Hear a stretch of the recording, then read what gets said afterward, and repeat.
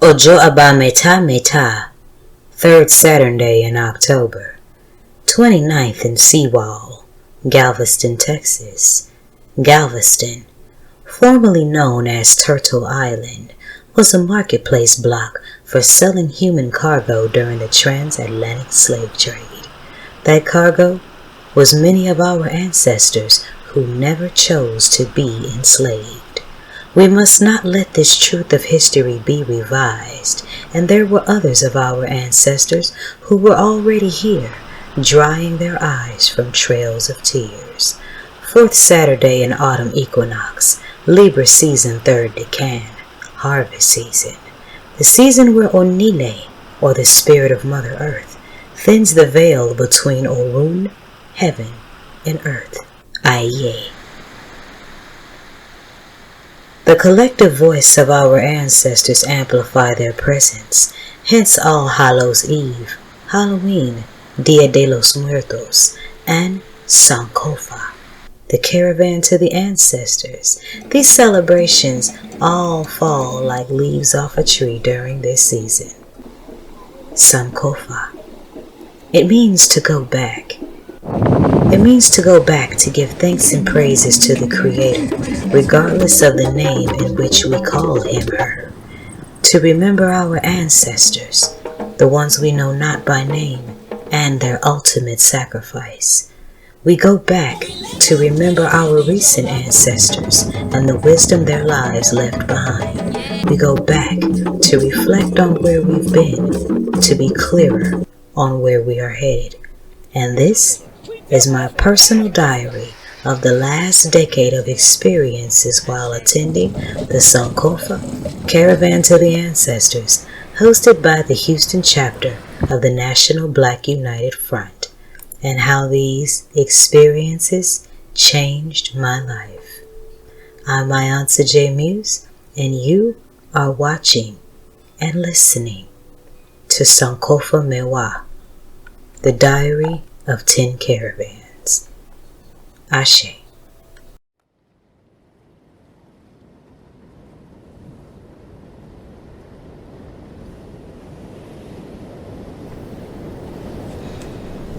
Sankofa 2014. Not just another event. Pataki. Oni mi ojo aba meta, owara meji de logun. Odonek bawa merinla. Meji de logbon, awano jo igba oru. Diary. Today is Saturday, October 18th, 2014, 28 days into autumn equinox. The day vibrated on an 8, a day of infinite possibilities. The moon was waning in the 5th house of Leo, and it was a 7-year, ideal for ending old cycles and making room for new ones. This was a wonderful year for me. My creativity was blooming in the birth of my bottle art and jewelry. My divinatory essence progressed to a place of professionalism, and my spirit was overall in a better, stronger, more natural place. I had retired from the workforce to become a full-time intuitive oratory counselor. Perhaps I got a bit ahead of myself. Maybe I was feeling myself just a little too much. And this year's caravan humbled me. I say this because I missed Sankofa this year due to a Project Row House event that I had committed to on the same day. It was the 17th annual Sankofa Caravan to the Ancestors themed True African Consciousness through Ancestor Veneration. Dang, and I missed it. While not as daunting as before, I still felt this off-centeredness. While the event at Project Row Houses was fun, I sold a lot of art, connected with a lot of people, and the energy was good. I still couldn't shake the feeling that I wasn't where I was supposed to be.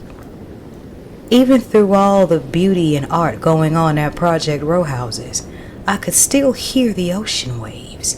I could still hear the drums. I still had moments that I would zone out and send my spirit to Galveston and hear the ancient Africans singing, the water, the offerings, and that big, massive group.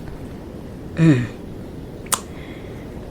my absence, Sankofa still taught me a lesson, and from this day forth, no other event would be more important to me than going to the water and giving thanks to the Creator and our ancestors. And while I had gone to the water in smaller groups of people to give offerings and give thanks and play drums and dance and meditate, it still did not compare to the massiveness of the caravan to the ancestors. And this would be the last time I would miss Sankofa. Ashe.